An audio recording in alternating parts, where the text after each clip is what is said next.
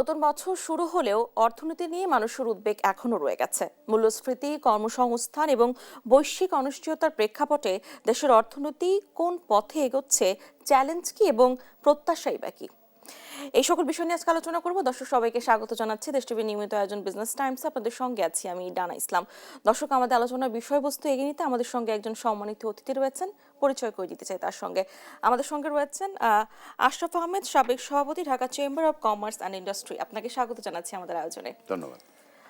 আমি যেমনটা বলছিলাম যে যেহেতু নতুন বছর শুরু হয়ে গেছে, গত বছরেও অনেক চড়াই উতরাই দিয়ে আমরা অর্থনীতি দিয়ে পার হয়েছি।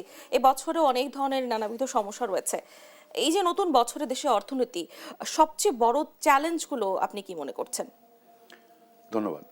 আমরা যদি গত বছরের একটা অ্যাসেসমেন্ট করি যে অর্থনীতি কী অবস্থায় ছিল, আপনি দেখবেন যে আমাদের তিনটা ট্রেন্ড খুব বড় হয়ে দেখা দিয়েছে। এক নাম্বার হচ্ছে যে মূল্যস্ফীতি আসলে কমেনি। আমরা দেখেছি যে এটা 11, 11.5 থেকে এবার 8.5, 9-তে, এবং এটা পরের দিকে গিয়ে 8.5 লেভেলে গিয়ে এটা স্টাক হয়ে আছে, তার থেকে নামছে না। So persistent high inflation. Second যেটা হলো যে আমরা দেখলাম যে জিডিপি গ্রোথ রেট আমাদের যেটা 6-7% লেভেলে ছিল, সেটা কমে আসলে 2024-এ নেমে আসলো 4.5-5% লেভেলে, এবং এটা 25-এ নেমে আসলো আপনার 3.5-4% লেভেলে। তার মানে এখনও আসলে ইকোনমি ইজ স্লোয়িং ডাউন, মানে গ্রোথ রেটটা ধীরে ধীরে কমে আসছে। সো এটা মোটামুটি আমাদের গত 2 বছরের ট্রেন্ড। থার্ড যেই ইস্যুটা দেখা গেল যে আপনার ইনভেস্টমেন্ট কমে আসার ফলে আরও যেটা হচ্ছে যে আপনার কর্মসংস্থান ক্রিয়েট হচ্ছে না। কর্মসংস্থান ক্রিয়েট না হলে যেটা হয় যে বেকারত্ব বাড়ে, দারিদ্র্য বাড়ে। এটা আমরা বছরের মাঝামাঝি কতগুলো স্ট্যাটিস্টিক্স যে সার্ভেগুলো পেলাম আমরা, সেখানে আমরা দেখতে পেয়েছি। সো মোটামুটি এই তিনটা কম্বিনেশন যদি আমরা তাকাই, তাহলে এটাকে বলা যায় যে ক্লাসিক একটা স্ট্যাগফ্লেশন সিনারিও, যেখানে আপনার পারসিস্টেন্ট হাই ইনফ্লেশন, স্ট্যাগনেটিং গ্রোথ এবং রাইজিং আনএমপ্লয়মেন্ট, এই তিনটা কম্বিনেশন দেখা দেয়। এই সিনারিও থেকে বের হওয়াটা আসলে আমাদের জন্য খুব জরুরি একটা কাজ, এবং এটার সাথে সাথে দুটো জিনিস যেটা হয়েছে এই গত বছরে আমাদের, আপনার ব্যাংকিং সিস্টেমে একটা বড় ধরনের কেওয়াস ক্রিয়েটেড হয়েছে। সেকেন্ড যেটা হচ্ছে যে আমাদের সারা বছর জুড়েই আসলে এনার্জি সাপ্লাই ডিসরাপশন একটা বড় চ্যালেঞ্জ হিসেবে দেখা দিয়েছিল। সো মোটামুটি এই সিনারিওতে যদি আমরা এই বছরটা শুরু করি, আমরা কিন্তু গত 2 বছর ধরেই এই বিভিন্ন ধরনের যে চ্যালেঞ্জগুলো, এগুলো ফেস করার জন্য 3-4টা জিনিস করেছি। এক নাম্বার হচ্ছে আমরা একটা সংকোচনমূলক মুদ্রানীতি এবং সংকোচনমূলক রাজস্ব নীতি নিয়েছি। ফলে ইনভেস্টমেন্ট এই দুটোতে কমে আসার কথা। ইনভেস্টমেন্ট কমলে ইনফ্লেশন কমার কথা ছিল। 11 থেকে 8% পর্যন্ত কমলো ঠিকই, কিন্তু তারপরে দেখা যাচ্ছে যে ইনফ্লেশন তারপরে আর কমছে না। আবার এটার সাথে সাথে যেটা হলো যে আপনার আমাদের যে ব্যাংকিং সিস্টেমের যেই ক্রাইসিসটা ক্রিয়েটেড হয়েছে, সেটার থেকে দেখা যাচ্ছে যে আপনার ক্রেডিট গ্রোথ কমে আসছে। মানে এটা কন্ট্রাকশনারি সিনারিতে চলে গেছে। আমাদের যেখানে প্রাইভেট সেক্টর ক্রেডিট গ্রোথ থাকে 10 থেকে 15%, সেটা নেমে আসছে 6-7% লেভেলে। আপনার অর্ধেকে নেমে এসেছে। জি। সো এই কম্বিনেশন অফ বিভিন্ন চ্যালেঞ্জেস, এটা কিন্তু 2026-কে আমাদের জন্য নতুন ধরনের কিছু চ্যালেঞ্জ ক্রিয়েট করবে, যেগুলো থেকে বেরিয়ে আসতে কিন্তু আসলে আমাদেরকে, আমরা আশা করতে হবে আমাদেরকে যে 2026 ইলেকশনের পরে নতুন সরকার খুব স্ট্রং কিছু পদক্ষেপ নিতে পারবেন এগুলো রিভার্স করার জন্য। কারণ এটা রিভার্স করতে না পারলে আবার আমরা একটা বড় ধরনের স্ট্রাকচারাল প্রবলেমে পড়ে যাব। বৈশ্বিক অর্থনৈতিক পরিস্থিতি যদি বলি, মুদ্রাস্ফীতি, ডলার সংকট, আপনিও যেমনটা বলছিলেন, আমাদের দেশের অর্থনীতিতে কতটা প্রভাবিত করতে পারে বর্তমান সময়?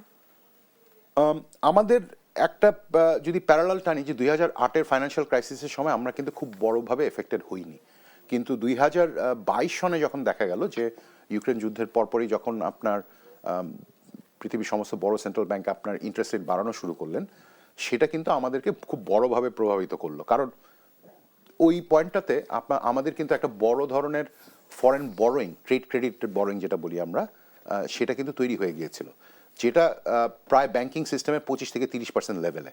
সো সেটা যখন আপনার কমে যাওয়া শুরু করে, সেটার থেকেই কিন্তু আমাদের এফএক্স ক্রাইসিসটা শুরু হয়। সো এই সিনারিওতে এই মুহূর্তে যদি আমরা দেখি যে বৈশ্বিক ইকোনমিতে দুটো ট্রেন্ড দেখা যাচ্ছে, যেটা দুটোই আমাদের জন্য একটু হলেও পজিটিভ। এক নাম্বার হচ্ছে যে আপনার ডলারের দাম কিছুটা হলেও কমে আসছে, যেটা আবার আমরা দেখি যে যেমন ধরেন যে আপনি যদি ইউরো কিংবা ইয়েনের এগেন্সে হিসাব করেন একটা ডলারের দাম 10%-এর মতো কমে গেছে গত 6-7 মাসে। কিন্তু বাংলাদেশ টাকা কিন্তু এটার ফলে যেটা হচ্ছে বাংলাদেশ টাকা আসলে ডেপ্রিসিয়েট না করে মোটামুটি 120 টাকা 22 টাকা লেভেলে যেটা ছিল সেটাতে সেই প্রাইস পয়েন্টে ধরে রেখেছে। এখানে বাংলাদেশ ব্যাংকের ইন্টারভেনশনও কিছুটা কাজ করেছে, কারণ বাংলাদেশ ব্যাংক প্রচুর মার্কেট থেকে প্রচুর ডলার মপ আপ করেছে যাতে ডলারের দাম কমে না আসে। আবার উল্টো দিকে যেটা আরেকটা এক্সপেকটেশন হচ্ছে যে গ্লোবালি যে হয়তো বা আগামী বছর নাগাদ ইন্টারেস্ট রেটও কমে আসবে, তেলের দামও কমে আসবে। সো সেটা হলে আবার সেটা আমাদের জন্য ভালো। নতুন কিছু হবে প্রত্যাশা করা যাচ্ছে। কারেক্ট। মুদ্রাস্ফীতি নিয়ন্ত্রণে সরকারের বর্তমান নীতিগুলো কতটা কার্যকর বলে আপনি মনে করেন এবং নতুন বছরে কি ধরনের পরিবর্তন প্রয়োজন? মুদ্রানীতি দিয়ে যদি আপনি ইনফ্লেশন কন্ট্রোল করতে চান, বাংলাদেশে এটা এই টুলটার একটা লিমিটেশন আছে।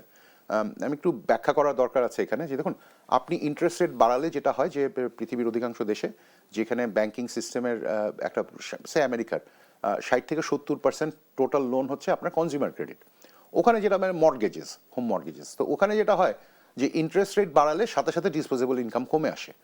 কিন্তু কর্পোরেটরা যেহেতু ব্যাংক লোন ডিপেন্ডেন্ট না, তাদের উপরে কিন্তু সাপ্লাই চেনে কিন্তু ইন্টারেস্ট রেটের খুব বড় প্রভাব পড়ে না। আমাদের ক্ষেত্রে সিচুয়েশনটা আসলে উল্টা হয়ে গেছে। আমাদের 90% অফ আওয়ার ব্যাংক লোনস আর বিজনেসেস এবং মাত্র 10% হচ্ছে আমাদের কনজিউমার ক্রেডিট। ফলে যেটা হয় যে ইন্টারেস্ট রেট বাড়লে শুধু যে মানে আপনার ডিমান্ড রিডাকশনের চাপটা কম পড়ে, ডিসপোজেবল ইনকামের উপরে চাপটা কম পড়ে, কিন্তু সাপ্লাই চেনে যেহেতু কস্ট বেড়ে যায়, বিজনেসেস লোন যেহেতু বেড়ে যায়, সেই কারণে সাপ্লাই কার্ভের উপরে একটা প্রেশার পড়ে। ফলে যেটা হয় যে ইন্টারেস্ট রেট ইনস্ট্রুমেন্টটা বাংলাদেশের জন্য কাজ করে, এই ব্যাপারে কোনো সন্দেহ নেই, কিন্তু এটার এফেক্টটা খুব বড়ভাবে দেখা দেয় না। আপনি খুব সহজভাবে যদি দেখেন যে বাংলাদেশ ব্যাংক জুন মাসে যখন নতুন মুদ্রানীতি ঘোষণা করে, জুলাই মাসের ফার্স্ট উইকে ডিক্লেয়ার করে, তখন কিন্তু তাদের এক্সপেকটেশন ছিল যে ইনফ্লেশন 6-7% লেভেলে নেমে আসবে এই বছরের মধ্যে, মানে গত 2025-এর মধ্যে। সেটা কিন্তু হলো না, এবং না হওয়ার কারণটা যদি আপনি দেখেন, সেটা কিন্তু ইন্টারেস্ট রেট টাইটনিং কিংবা মনিটারি টাইটনিংয়ের যেই স্ট্র্যাটেজি বাংলাদেশ ব্যাংক ফলো করছিল সেটা কিন্তু তারা কন্টিনিউ করেছে, কিন্তু তারপরও ইনফ্লেশন কেন কমলো না? এটা না কমার কারণটা হচ্ছে যে ইনফ্লেশনের আসলে ড্রাইভার তো আমাদের দেশে অন্য জায়গায়। মানে আপনার ইম্পোর্ট কস্ট কিংবা ডলারের ভ্যালুয়েশন যদি আমাদের ধারণা যে এটা হয়তো আরও বড়োভাবে প্রভাব ফেলে। ফলে শুধু ইন্টারেস্ট রেট দিয়ে আপনি যদি ইনফ্লেশন কন্ট্রোল করতে চান সেটা হয়তো বা এফেক্টিভ হবে না। ব্যাংকিং খাতে খেলাপি ঋণ একটি বড় সমস্যা। নতুন বছর এটির সমাধানে কি ধরনের উদ্যোগ নেওয়া প্রয়োজন বলে আপনি মনে করছেন?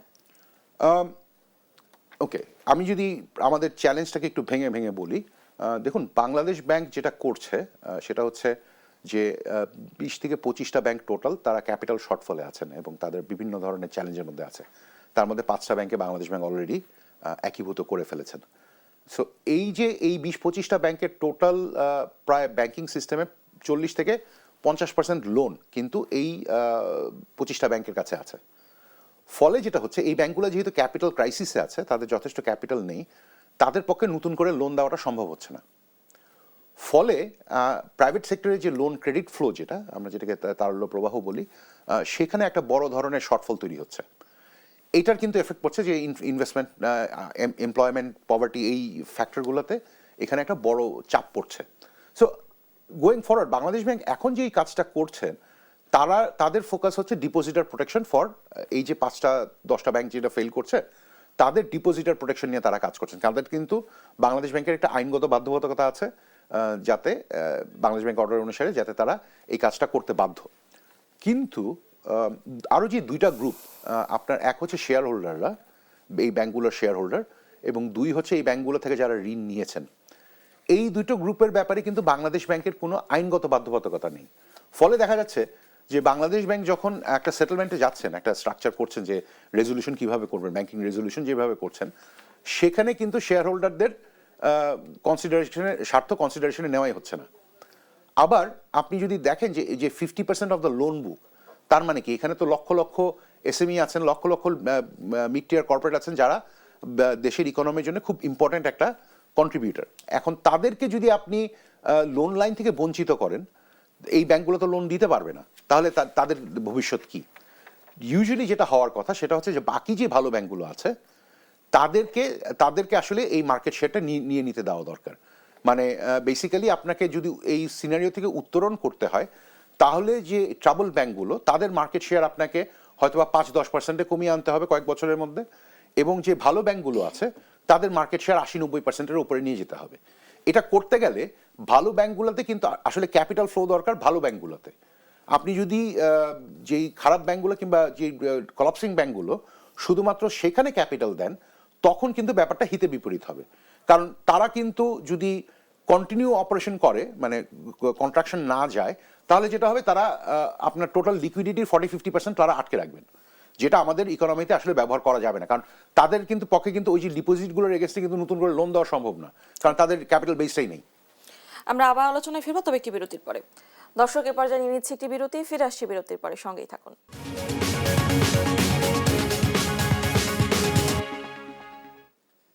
বিরতির পর সবাইকে আরো একবার স্বাগত জানাচ্ছি। আমরা ফিরে যাচ্ছি আমাদের আলোচনায়। জনাব আশরাফ আহমেদ, এবার আমি আপনাকে জানতে চাই, গ্যাস সংকট তো দিন দিন বেড়েই যাচ্ছে, তো এই সংকটের প্রভাব থেকে শিল্প অর্থনীতিকে বাঁচাতে স্বল্প মেয়াদে কি করা উচিত, কি মনে করেন? স্বল্প মেয়াদে আসলে গ্যাস সাপ্লাই বাড়াতে গেলে আমাদেরকে যেটা কাজ করতে হবে সেটা হচ্ছে আমাদের এলএনজি ইম্পোর্টের কোয়ান্টামটা বাড়াতে হবে। ওখানে একটা বটলনেকার ব্যাপার আছে যে আমাদের যে এফএসআরইউ দুটো আছে সেই দুটোর ক্যাপাসিটি কতখানি ইউজ করা যেতে পারে। এটার বাইরে ওখানে ক্যাপাসিটি এনহান্সমেন্টের ব্যবস্থা করা যেতে পারে, এবং তার থেকে বড় ইম্পর্টেন্ট জিনিস যেটা হচ্ছে যে আমাদের যে ডোমেস্টিক প্রোডাকশন যেটা, সেখানে আসলে খুব স্বল্প মেয়াদে খুব বেশি কিছু করা যাবে না হয়তোবা। স্বল্প মেয়াদে মানে 2-3 মাসের 6 মাসের ভিতরে কিছুটা করা সম্ভব, কিন্তু ইমিডিয়েট যদি বলেন আমাকে, তাহলে এলএনজি বাড়ানোটা ছাড়া কোনো অপশন নেই। সেকেন্ড যে কাজটা করা দরকার সেটা হচ্ছে, দেখুন আমরা যেই আমাদের টোটাল যে গ্যাস প্রোডাকশন হয় তার একটা খুব বড় অংশ আমরা ব্যবহার করি আমাদের পাওয়ার জেনারেশনে। সো পাওয়ার জেনারেশনের কাজটা কিন্তু আমরা ইমিডিয়েটলি যদি আমরা সোলার যেই প্রজেক্টগুলো আছে সেটা যদি রোল আউট করতে পারি, সেখানেও কিন্তু প্রায় আপনার একটা মানে এইভাবে বলি যে ধরেন আমাদের প্ল্যান ছিল 5,000 মেগাওয়াটের মতো সোলার প্রজেক্ট ইনস্টল করা। 5,000 মেগাওয়াট সোলার প্রজেক্ট ইনস্টল করলে সেটা মোটামুটি আপনার দৈনিক 5 থেকে 6 ঘন্টার জন্য 30-40% অফ টোটাল রিকোয়ারমেন্ট আমাদের কমিয়ে দিবে। আপনি যদি সিম্পলি এইটার ইম্প্যাক্ট চিন্তা করেন, এই সোলার প্রজেক্টগুলো ইমপ্লিমেন্ট করলেও কিন্তু আমাদের যে গ্যাসের টোটাল ডিমান্ড সেটা একটা বড় অংশ কিন্তু এটা ওখান থেকে ফুলফিল করা যাবে। সো ফলে আমাদের এলএনজি আমদানি করতে হবে না। কিন্তু আনফর্চুনেটলি এই প্রজেক্টগুলো কিন্তু আসলে বিভিন্ন ধরনের ডিলের মধ্যে পড়েছে, কারণ আমরা প্রায় 5,000 মেগাওয়াটের মতো ক্যান্সেল করে আবার দেখা গেল যে আবার 2,000 মেগাওয়াটের মতো নতুন করে অ্যাওয়ার্ড করা হচ্ছে, কিন্তু সেখানেও একটা ইমপ্লিমেন্টেশন নিয়ে একটা অনিশ্চয়তা আছে। আমরা আশা করছি সেটা যত দ্রুত সম্ভব কেটে যাবে। আমদানি করা এলএনজির উপর নির্ভরতা কি আমাদের জন্য ঝুঁকিপূর্ণ হয়ে উঠবে না? আমি মনে করি এটা বড় ধরনের একটা ঝুঁকি ক্রিয়েট করছে। কারণটা হচ্ছে, দেখুন এলএনজির প্রাইস কিন্তু আমরা যেটা গত 20 বছরের ট্রেন্ডে দেখেছি যে খুবই হাইলি ভোলাটাইল, এবং এটা কিন্তু মোটামুটি তেলের থেকেও অনেক বেশি ভোলাটাইল। এবং এইভাবে যদি আপনি চিন্তা করেন যে লুকিং ফরওয়ার্ড, যে আগামী 5 বছর 10 বছরে আসলে এলএনজি প্রাইস কোন দিকে যাবে, এটা কিন্তু খুবই আনরিলায়েবল। সেই হিসাবে যদি আমরা যদি এখান থেকে, যেহেতু আমাদের টোটাল এনার্জি কনজাম্পশনের একটা বড় অংশ আসলে আমরা ব্যবহার করি ইলেকট্রিসিটি কনভার্সনের জন্য, সেই ক্ষেত্রে আমরা যদি সোলার এবং নিউক্লিয়ার পাওয়ার প্ল্যান্ট যেগুলো, এই দুটো জায়গাতে যদি আমরা এক্সপান্ড করতে পারি, তাহলে কিন্তু আমাদের জ্বালানি ইম্পোর্টের যেই রিকোয়ারমেন্টটা আছে দুটোই কিন্তু ড্রাস্টিক্যালি কমে যাবে। একটু আগে যেটা বললাম যে দেখুন আমরা যদি 5,000 মেগাওয়াট সোলার প্ল্যান্ট ইনস্টল করতে পারি এবং আরও 1200 কিংবা 2,000 মেগাওয়াট যদি আমরা থেকে জেনারেট করতে পারি, নিউক্লিয়ার থেকে জেনারেট করতে পারি, তাহলে কিন্তু আমাদের যে মোট যে জ্বালানি ব্যবহার করতে হয় ইলেকট্রিসিটি উৎপাদনের জন্য, সেটা প্রায় 30-40% কমে আসবে, যেখানে আপনার ইম্পোর্ট করতে হবে না। টেকনিক্যালি আপনার নিউক্লিয়ার ফুয়েল আমরা ইম্পোর্ট করি ঠিকই, বাট সেটা আসলে ব্যাপারটা এমন না যে প্রত্যেক মাসে ইম্পোর্ট করতে হয়, এটা is part of the capital cost. দীর্ঘমেয়াদে জ্বালানি নিরাপত্তা নিশ্চিত করতে কি ধরনের পরিবর্তন প্রয়োজন? দীর্ঘমেয়াদে জ্বালানি নিরাপত্তা যদি আপনি এনশিওর করতে চান, আপনাকে আলটিমেটলি কিন্তু এই যে দুটো যেই সোর্সের কথা বললাম, এটার বাইরে আপনি এটাকে সাপ্লিমেন্ট করতে পারেন উইন্ড পাওয়ার দিয়ে, রিনিউয়েবল এনার্জি। এইভাবে যদি দেখেন যে নিউক্লিয়ার পাওয়ার আপনাকে দেবে লোয়েস্ট কস্ট এনার্জি এবং কনসিস্টেন্ট, যেটা সারা 24 ঘন্টা 365 ডেজ আপনার একটা বেজ লোড হিসাবে কাজ করবে। সোলারের কিংবা রিনিউয়েবলের ইস্যুটা হচ্ছে এটা ভেরিয়েবল। সোলার যে সূর্য উঠলে ইলেকট্রিসিটি উৎপন্ন হয়, সূর্য যখন ওঠে না মানে সন্ধ্যাবেলা কিংবা রাতের বেলা, তখন কিংবা যখন কুয়াশা থাকে তখনও এটা কমে আসে। সো এই যে দুটো কম্বিনেশন মিলিয়ে প্লাস ইলেকট্রিসিটির জন্য যদি আপনি সোলারের জন্য যদি আপনি স্টোরেজ ব্যাটারি সিস্টেমস ইন্ট্রোডিউস করতে পারেন, তখনও সেটা কাজ করে। সো এই আলটিমেটলি কিন্তু এই দুটো জায়গায় বড় ধরনের এক্সপানশন ছাড়া আমাদের কিন্তু জ্বালানির নিরাপত্তা এবং স্টেবিলিটি, মানে আপনার আলটিমেটলি যদি ব্যাপারটা এমন হয় যে আপনার কস্ট এফেক্টিভ হচ্ছে না, তাহলে কিন্তু আমাদের কাজ হচ্ছে না। মানে আমাদের জ্বালানি সরবরাহ থাকলো কিন্তু এমন একটা দামে যেখানে আমরা কেউ অ্যাফোর্ড করতে পারছি না, তাহলে তো লাভ হবে না। সো আমাদেরকে দুটোই দেখতে হবে। এক হচ্ছে একদিক থেকে সহনীয় দামে জ্বালানি সরবরাহ থাকতে হবে এবং এটা নিরবিচ্ছিন্ন সরবরাহ থাকতে হবে। সো এই দুটো কম্বিনেশনের জন্য আমি মনে করি বোথ নিউক্লিয়ার এবং রিনিউয়েবল, এই দুটো আসলে খুব ইম্পর্টেন্ট আমাদের জন্য। নতুন বছরে কর্মসংস্থানের ক্ষেত্রে কি কি সম্ভাবনা ও চ্যালেঞ্জ দেখছেন, বিশেষ করে তরুণদের ক্ষেত্রে? আমি মনে করি এটা একটা বড় সংখ্যার জায়গা। কারণটা হচ্ছে দেখুন, আমাদের টোটাল ওয়ার্কফোর্সের সাইজ রাফলি 7 কোটির মতো এবং প্রত্যেক বছর 20 থেকে 30 লক্ষ মানুষ এই কর্মক্ষেত্র এই ওয়ার্কিং এজ গ্রুপে প্রবেশ করেন। তার মানে হচ্ছে যে আমরা প্রত্যেক বছর আমাদের কর্মী সংখ্যা, আমাদের মানে লেবার ফোর্স সাইজ 2 থেকে 3% বাড়ে। সো ফলে যদি হয় যে আপনার ইকোনমি যদি 5 থেকে 6% গ্রো না করে, তখন কিন্তু আপনার বেকারের সংখ্যা বাড়তে থাকে। কারণ আমাদের তো ব্যাপারটা এমন না যে যদি ইকোনমি গ্রো না করে তাহলেও আসলে চলে যাবে, ব্যাপারটা তা না। কারণ যেহেতু আপনার লেবার ফোর্স প্রত্যেক বছর 2 থেকে 3% বাড়ছে, একদিকে দেখা যাচ্ছে অনেক বেশি কারখানা বন্ধ হয়ে যাচ্ছে। রাইট। সো ওই দিক থেকে এখানে আবার ব্যাপারটা হচ্ছে যে আপনি যদি ইনভেস্টমেন্ট না করতে পারেন কিংবা যদি ব্যাংক্রাপসিস বেড়ে যায় সিস্টেমে, তখন আপনার কর্মসংস্থানের পরিমাণ কমে আসে। আবার ইনভেস্টমেন্ট না হলে কর্মসংস্থান বাড়বে না। সো যেই কারণে আমি বলছি যে ইকোনমিক গ্রোথ এবং ইনভেস্টমেন্ট যদি না হয়, আমাদের মতো দেশে যেটা এটা সরাসরি ইম্প্যাক্ট পড়ে, আপনার গ্রোথ না হলে আনএমপ্লয়মেন্ট বাড়ে, আনএমপ্লয়মেন্ট বাড়লে পভার্টি বাড়ে। এটা হচ্ছে একদম সিম্পল ইকুয়েশন বাংলাদেশের জন্য। বাংলাদেশের অর্থনীতির বর্তমান সবচেয়ে বড় শক্তি কোনটি, রেমিটেন্স খাত নাকি অভ্যন্তরীণ চাহিদা? অভ্যন্তরীণ চাহিদাও না, আমি যেটা বলবো যে আমাদের সবচেয়ে বড় যে সুবিধাটা গত 20-30 বছরে আমরা বিল্ড করেছি, সেটা হচ্ছে আমাদের ডোমেস্টিক ম্যানুফ্যাকচারিং খাত। ম্যানুফ্যাকচারিং কেন বলছি আমি, দেখুন আমরা পসিবলি পৃথিবীর একমাত্র এলডিসি ছিলাম কিংবা লো ইনকাম আছি যাদের প্রাইমারি এক্সপোর্ট হচ্ছে ম্যানুফ্যাকচার্ড গুডস। আপনি যদি যত লো ইনকাম ইকোনমি দেখবেন পৃথিবীতে, তার অধিকাংশ হচ্ছে রিসোর্স এক্সপোর্ট। তাদের তেল বিক্রি করে কিংবা তাদের ফরেস্ট্রি প্রোডাক্টস বিক্রি করে অথবা ফিশিং ট্রলার বিক্রি করে, কিছু একটা এই ধরনের ন্যাচারাল রিসোর্স এক্সট্রাক্ট করে সেটা বিক্রি করে। আমরা কিন্তু one of the very few যারা আসলে ম্যানুফ্যাকচার্ড গুডস এক্সপোর্ট করি। এটা আমরা পেরেছি কারণটা হচ্ছে আমাদের যে domestic production base, industrial base, এটা কিন্তু অনেকগুলো আসিয়ানের অনেকগুলো দেশের থেকে বড়। মালয়েশিয়ার থেকে বাংলাদেশের ইন্ডাস্ট্রিয়াল আর ম্যানুফ্যাকচারিং ভ্যালু অ্যাডিশন বেশি। সো এই যে বিশেষ করে 2-3টা খাত যেমন টেক্সটাইল, ফার্মাসিউটিক্যালস, এগুলোতে কিন্তু আমাদের একটা বড় ধরনের অ্যাডভান্টেজ ক্রিয়েটেড হয়ে গেছে, যেগুলো কিন্তু আমাদের গ্রোথ ড্রাইভারের জন্য সবচেয়ে বড় এফেক্ট। মানে খুব সহজভাবে যদি আমি আপনাকে বাংলাদেশের ইকোনমি ডেসক্রাইব করি, বাংলাদেশ ইকোনমিতে যেটা হয় যে এক্সপোর্ট এবং রেমিটেন্স থেকে প্রচুর ইনওয়ার্ড ফ্লো হয়, কিন্তু নর্মালি যেটা হওয়ার কথা সেটা হচ্ছে ইনওয়ার্ড ফ্লোটা আপনার কনজামশন ফিট করতে আবার ইম্পোর্ট হয়ে বেড়ে চলে যায়। কিন্তু আমরা যেটা করছি, যেহেতু আমাদের ম্যানুফ্যাকচারিং ইকোনমির ফলে এবং এগ্রিকালচারাল গ্রোথের ফলে আমরা কিন্তু যেই টাকাটা বাইরে থেকে ঢুকছে এক্সপোর্ট এবং রেমিটেন্সের থ্রুতে, সেইটার একটা বড় অংশ কিন্তু আমরা রিটেন করতে পারছি। ফলে যেটা হচ্ছে এইটা কিন্তু এই সাইকেলটাই কিন্তু আমাদের জন্য একটা ভার্চুয়াস গ্রোথ সাইকেল হিসেবে তৈরি হয়ে গেছে।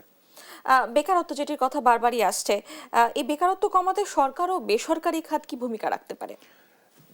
আমাদের যে কারেন্ট ইকোনমিক সিনারিও, তাতে আসলে এই বেকারত্ব কমাতে গেলে এটা বেসরকারি খাতের আন্ডারেই করতে হবে। কারণ মোটামুটি 90%-এর উপরে 90-95%-এর কাছাকাছি হচ্ছে অনএমপ্লয়মেন্ট হচ্ছে আপনার বেসরকারি খাতে।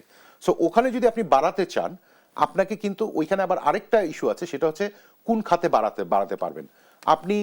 আমাদের যে স্কিল লেভেল, তাতে আপনি কিন্তু ম্যানুফ্যাকচারিং গ্রোথ যদি করেন, তাহলে আপনার যে কর্মসংস্থান হবে, আপনি কিন্তু সেই পরিমাণ গ্রোথ এবং সেই পরিমাণ এমপ্লয়মেন্ট আমরা কিন্তু সার্ভিস সেক্টর থেকে করতে পারছি না। এখানে আবার এডুকেশন, স্কিলস, এই জিনিসগুলো একটা বড় ফ্যাক্টর হিসেবে কাজ করে। দারিদ্র বৈষম্য কমাতে নতুন বছরে কি ধরনের অর্থনৈতিক পদক্ষেপ প্রয়োজন বলে আপনি মনে করছেন? দারিদ্র কমাতে গেলে খুব বেসিক হিসাব থেকে যদি যাই, যদি আপনার ইকোনমিক গ্রোথ না হয়, বাংলাদেশে দারিদ্র বাড়বে। ইকোনমিক গ্রোথ যদি হয়, সেখান থেকে আপনি যদি এটাকে গ্রোথটা যদি ডিস্ট্রিবিউটেড হয়, তাহলে দারিদ্র কিছুটা হলেও কমবে। এখানে একটা জিনিস একটু বলে রাখা ভালো যে দেখুন, আপনি দারিদ্র্যর অনেকগুলো মেজার আছে, যে আমরা যে বৈষম্যর যে হিসাব করি, যেমন একটা হিসাব হচ্ছে যে জিনি কোএফিসিয়েন্ট, যেটা মোটামুটি আপনার ইনকাম ডিস্ট্রিবিউশনের জন্য সবাই ইউজ করে। ওইখানে কিন্তু দেখবেন যে বাংলাদেশের জিনি কোএফিসিয়েন্ট ইজ অ্যাবাউট 30-32 লেভেলে, যেটা কিন্তু সাউথ এশিয়ার অনেক দেশের থেকেই কম। আবার কমিউনিস্ট চায়নাতে সেটা হচ্ছে 37%। এবং আমরা যদি দেখি যে লোয়েস্ট ব্যান্ড হচ্ছে 26 থেকে 30 লেভেলে, যে আপনার স্ক্যান্ডিনেভিয়ান কান্ট্রিগুলোতে। আবার যদি হাইয়েস্ট দেখেন অ্যাবাউট 60-70% হচ্ছে যেমন সাউথ আফ্রিকাতে। সো আমি কিন্তু মনে করি যে আপনি যদি বৈষম্যের যে গ্লোবাল ইন্ডেক্সগুলো আছে সেখানে দেখেন আয় বৈষম্যের, সেটা কিন্তু বাংলাদেশে খুব একটা খারাপ অবস্থানে আছে, এটা কিন্তু ঠিক না। আবার অন্য আরেকটা মেজার যেটা আপনার হাউস হোল্ড এক্সপেন্ডিচার হিসাব করে, ওইখানে দেখা যাচ্ছে যে আমাদের জিনি কোএফিসিয়েন্ট 47-48 এরকম লেভেলে আছে। এইটা আবার অন্যান্য যে দেশের সাথে যদি আপনি কম্পেয়ার করতে যান, তখন কিন্তু আপনি পারবেন না, কারণ এটা এই এক্সপেন্ডিচারের এই মেজারটা এটা গ্লোবালি কোথাও কাজ করে না, মানে গ্লোবাল মেজারমেন্ট হিসেবে কাজ করে না। এটা লোকালাইজ মেজারের জন্য খুব ভালো। দেখা যাচ্ছে যেসব পরিবার আগে সচ্ছল ছিল তারা এখন অসচ্ছল হয়ে যাচ্ছে, এইভাবে কেন পিছিয়ে পড়ছে তারা? তাদের সরকারি কোনো উদ্যোগ কেন নেওয়া হচ্ছে না? এটার প্রাইমারি কারণ আপনি যদি এইভাবে হিসাবটা করেন, যে দেখুন একটা লো ইনকাম হাউস হোল্ড, তাদের ইনকাম যদি না বাড়ে, তাহলেও কিন্তু তারা এখন যদি মূল্যস্ফীতি হতে থাকে, তখন কিন্তু তারা আসলে দারিদ্র্য সীমার নিচে চলে যাবেন। একটা এক্সাম্পল দেই, চালের দাম যদি 20% বাড়ে, তাহলে কি হবে? তাদের চালের ডিমান্ড তো কমানো সম্ভব না, তাদেরকে তো ওই মিনিমাম ইয়েটা খেতেই হবে। সো তখন যেটা হয় যে অন্যান্য যে জীবনযাত্রার জন্য যে অন্যান্য যে কাজগুলো, সেখান থেকে তারা ছিটকে পড়েন। হেলথ কেয়ারে আমরা কমে যাই, এডুকেশন এক্সপেন্ডিচার কমে যায়, আপনার অন্যান্য যে প্রোটিন কিংবা ভিটামিনস যেগুলো দরকার, মিনারেলস যেগুলো দরকার, সেগুলোর ইনটেক কমে যায়। সো ফলে দেখা যায় যে জিনিসপত্রের দাম বেড়ে গেলে যারা দারিদ্র্য সীমার উপরে আছেন, তারা কিন্তু, তাদের যদি ইনকাম না বাড়ে, তখন তারা কিন্তু দারিদ্র্য সীমার নিচে চলে যান। বাংলাদেশে দারিদ্র্য সীমার নিচে চলে যাওয়া মানে হচ্ছে মানুষের না খেয়ে থাকা। আমরা আবার আলোচনায় ফিরবো, তবে একটু বিরতির পরে। দর্শক, এ পর্যায়ে নিয়ে নিচ্ছি আরো একটি বিরতি, ফিরে আসছি বিরতির পরে, সঙ্গেই থাকুন।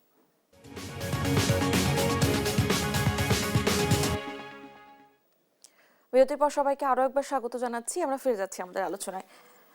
জনাব আশরাফ মাহমুদ, আমি এবার জানতে চাই, এই যে নতুন বছরে বিনিয়োগ পরিবেশ উন্নয়নে সরকার ও বেসরকারি খাত কিভাবে কাজ করতে পারে? ধন্যবাদ। গত 2025-এ যদি আমি একটা অ্যাসেসমেন্ট করি যে আমাদের বিনিয়োগে কেন ভাটা পড়েছিল, তার প্রাইমারি 3টা কারণ যদি আমরা আইডেন্টিফাই করতে চাই। এক নম্বর হচ্ছে ক্রেডিট ফ্লো ওয়াজ এ প্রবলেম, ডলার অ্যাভেলেবিলিটি ওয়াজ এ প্রবলেম, যে আপনার ব্যাঙ্কগুলো এলসি করতে চাচ্ছিলেন না, বড় এলসি তো আরও না, যেহেতু লোনের সাপ্লাই কমে গেছে, সেই জন্য সেটাও একটা বড় সমস্যা।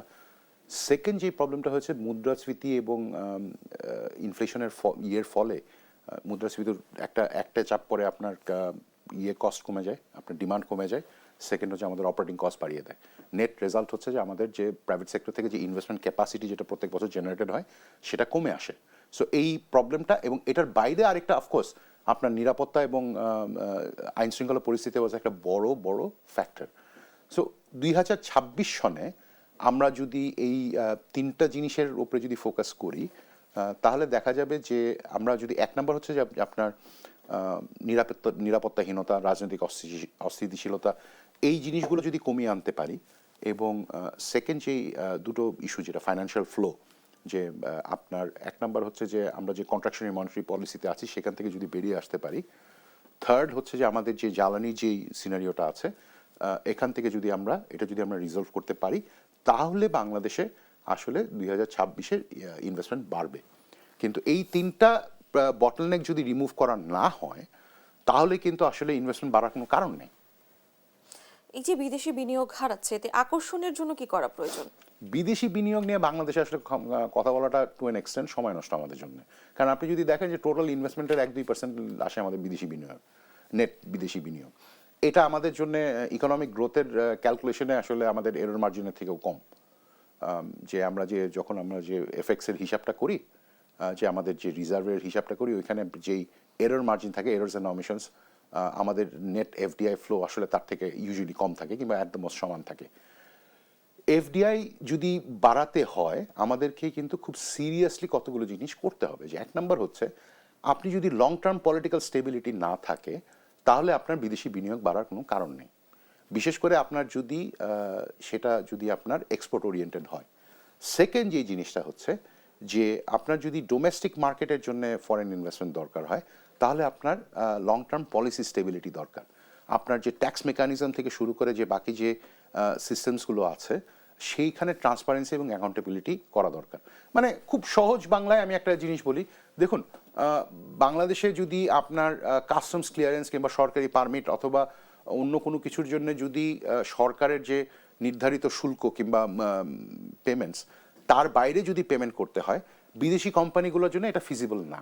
কারণ তখন হচ্ছে কি যে তাদের জন্য তারা যদি কোনোভাবে এই পেমেন্টটা করেন তাহলে তারা কিন্তু তাদের যে গ্লোবাল গাইডলাইন্স আছে, ফরেন করাপ্ট প্র্যাকটিসেস অ্যাক্ট বলি কিংবা ইউকে অ্যান্টি ব্রাইবারি অ্যাক্ট বলি, দুটো এক্সাম্পল দিচ্ছি, এইগুলোতে তারা আটকে যান। তো দেখা যাচ্ছে যে বাংলাদেশ মার্কেটের কয়েক লক্ষ কিংবা কয়েক মিলিয়ন ডলারের প্রফিটের জন্য তারা দেখা যাবে যে হয়তো বা কয়েকশো বিলিয়ন ডলারের ক্ষতির সম্মুখীন হচ্ছেন মার্কেটে।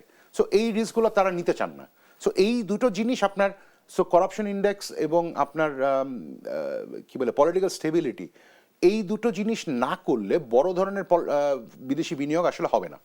তাহলে কি আশা করা যাচ্ছে যে নির্বাচন পরবর্তী সময়ে বেশি বিনিয়োগ বাড়বে?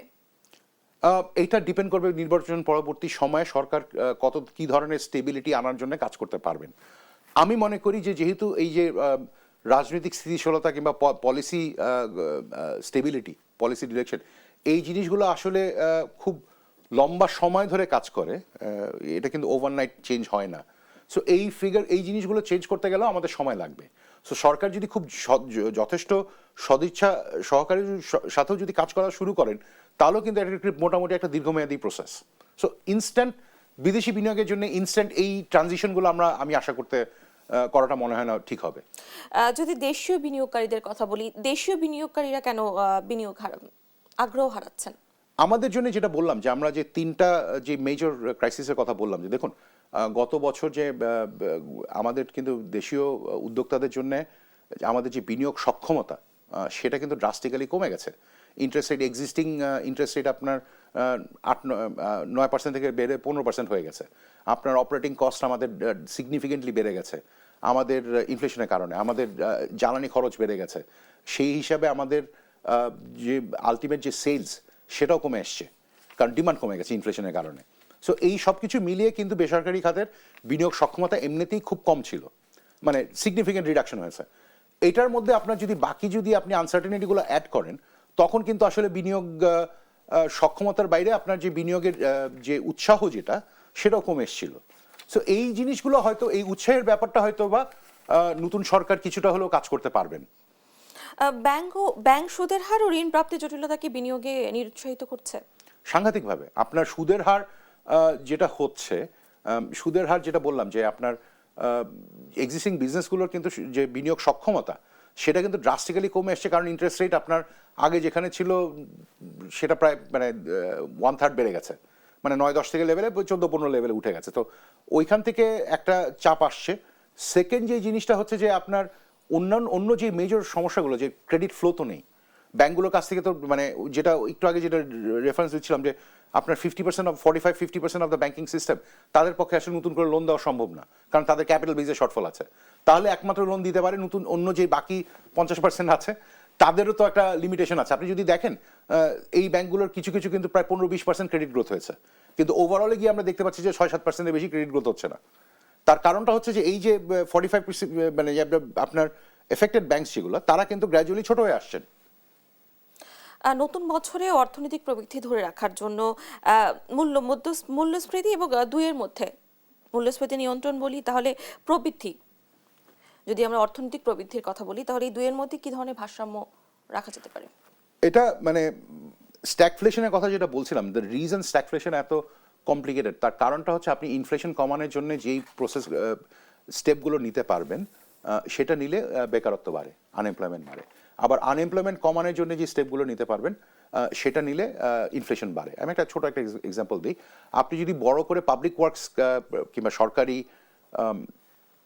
বিনিয়োগ যেটা যে ধরেন রাস্তাঘাট কিংবা এই সমস্ত জিনিসে এটা যদি বাড়িয়ে দেন তখন যেটা হবে যে আনএমপ্লয়মেন্ট কমে আসবে, বিকজ ওই মানুষগুলো যারা কাজ পাচ্ছেন না তারা হয়তো নতুন করে কনস্ট্রাকশনে কাজ পাবেন।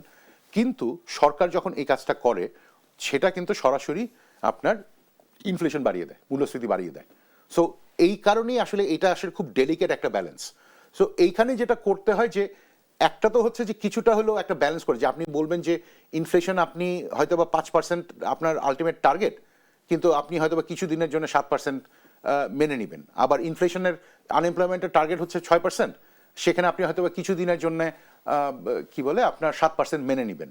সো এই ধরনের একটা ট্রেড অফের ব্যাপার থাকে। আমাদের জন্য যেটা সমস্যা যেটা হয়ে যাচ্ছে যে ক্লাসিক মেকানিজম যেটা ক্লাসিক আপনার স্ট্যাগফ্লেশন ইকোনমিক পলিসিস যেগুলো পলিসি টুলগুলোর অনেকগুলোই কিন্তু বিকজ আমাদের ইউনিক ট্রান্সমিশন মেকানিজম, একটু আগে যেটা বলছিলাম যে ব্যাংক লোনের কিন্তু বাংলাদেশে 90% হচ্ছে বিজনেস লোন, বাকি 10% হচ্ছে কনজিউমার লোন, যেটা আমেরিকার ক্ষেত্রেও প্রায় উল্টা। সো এরকম কিছু ট্রান্সমিশন মেকানিজমের জন্য আমাদের কিন্তু নিজস্ব কিছু রেস্ট্রিকশনস আছে যেগুলো কাজ করে, কিছু জিনিস কাজ করে না। যেমন আরেকটা এক্সাম্পল দিচ্ছিলাম যে বাংলাদেশ ব্যাংকের আশা ছিল যে আপনার মনিটারি পলিসির কারণে যে সেপ্টেম্বর টু ডিসেম্বর কোয়ার্টারে আপনার 2025-এ ইনফ্লেশন হয়তো বা 6-7% লেভেলে নেমে আসবে, কিন্তু সেটা কিন্তু আমরা দেখলাম না হতে। তার কারণটা কিন্তু বিকজ মনিটারি পলিসির যেই এক্সপেকটেশনটা ছিল আমাদের অ্যাকচুয়াল নেট রেজাল্ট কিন্তু তার থেকে ডিফারেন্ট আসলো। এবং এইটাও কিন্তু একটা ভেবে দেখার জিনিস যে কোন পলিসিটা কাজ করবে, এটাও কিন্তু আসলে ফ্লেক্সিবিলি ডিটারমিন করতে হবে। ব্যবসা বাণিজ্যের জন্য বর্তমান আইন শৃঙ্খলা পরিস্থিতি কতটা সহায়ক বলে মনে করেন? মোটের ওপরে এই মুহূর্তে আইন শৃঙ্খলা পরিস্থিতি একটা বড় ধরনের এফেক্ট ফেলছে ব্যবসা বাণিজ্যের উপরে। এখানে আরেকটা জিনিস যেটা কাজ করে সেটা হচ্ছে দেখুন, আইন শৃঙ্খলা পরিস্থিতির ব্যাপারটা কিন্তু এমন না যে মানুষ আসলে ডাইরেক্টলি এফেক্টেড হয়। দেখা যায় যে অল্প কিছু ঘটনায় যখন এটা অনেক বেশি আপনার মানে পাবলিসিটি পায়, অনেক বেশি মানুষ এটা নিয়ে চিন্তা করেন, এটা নিয়ে এফেক্টেড হন, তখন কিন্তু সেটার ইম্প্যাক্টটা অনেক বেশি হয়ে বড় হয়ে পড়ে। ব্যাপারটা এমন না যে আপনাকে ধরেন যে এভাবে বলি যে আপনার আইন শৃঙ্খলা পরিস্থিতির স্পেসিফিক ইনসিডেন্টের সংখ্যা না বাড়লেও আপনার যদি সেটার সিভিয়ারিটি কিংবা সেটার অ্যাওয়ারনেস যদি অনেক বেশি হয়, সেটা কিন্তু অনেক বেশি মানুষকে এফেক্ট করে। আমরা কিন্তু সেটাও দেখতে পাচ্ছি। সব দিক বিবেচনায় নতুন বছরে দেশের অর্থনীতি নিয়ে আপনি কতটা আশাবাদী? আশার একটা বড় কারণ আছে যে আমরা আশা করছি যে হয়তোবা ফেব্রুয়ারি মাসে, আগামী মাসে নির্বাচনের পরপর সরকার বেশ কিছু পদক্ষেপ নিতে পারবেন। In a best case scenario সেটা হয়তোবা আমাদেরকে 2027 নাগাদ ইকোনমিক অবস্থা হয়তোবা ভালো উন্নত করার একটা সুযোগ তৈরি হলো। আবার উল্টো দিকে যদি আমি চিন্তা করি যে 2026-এ এখন যেই ট্রেন্ডগুলো নিয়ে আমরা শঙ্কিত, এগুলো যদি রিভার্সাল না করা যায় তাহলে কিন্তু 26-এ আমরা ইকোনমি টার্ন অ্যারাউন্ড করতে পারবো না। সো ইকোনমি টার্ন অ্যারাউন্ড না করলে 27-এও কিন্তু রিকভারি হবে না। আমরা আশা করছি ভালো কিছু হবে। আপনাকে অসংখ্য ধন্যবাদ আমাদের সঙ্গে আলোচনায় যুক্ত হওয়ার জন্য। ধন্যবাদ। দর্শক, আমাদের আজকের আলোচনা এই পর্যন্তই। পরবর্তী আয়োজন দেখার জন্য সবাইকে আমন্ত্রণ রইল। ধন্যবাদ সবাইকে।